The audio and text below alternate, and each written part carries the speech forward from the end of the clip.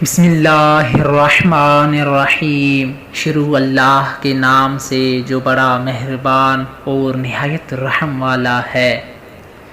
میرے معزز اور محترم سامعین، السلام علیکم ورحمۃ اللہ وبرکاتہ۔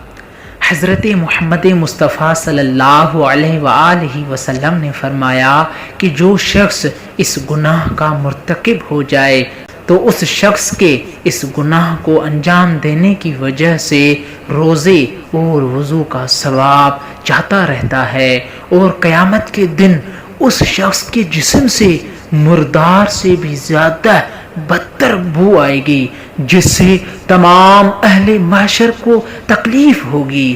اور اگر وہ شخص توبہ کرنے سے پہلے مر جائے گا تو ایسا سمجھائے گا کہ اللہ تعالیٰ کی حرام کی ہوئی چیزوں کو حلال جانتا تھا۔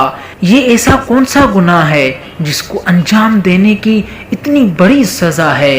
تو ہاں دوستو، حضرت محمد مصطفیٰ صلی اللہ علیہ وآلہ وسلم نے فرمایا کہ اس گناہ کو غیبت کہتے ہیں، کہ جب کوئی شخص کسی مسلمان کی غیبت کرتا ہے تو اس کو یہ سزا دی جائے گی۔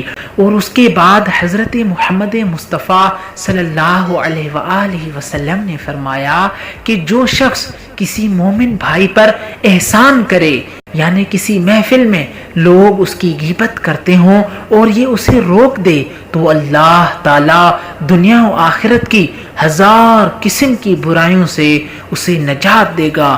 اور ہاں، اگر طاقت رکھنے کے باوجود منع نہ کرے گا تو غیبت کرنے والے کے گناہ سے بھی 70 گنا برائی اس کے نام اعمال میں لکھی جائے گی۔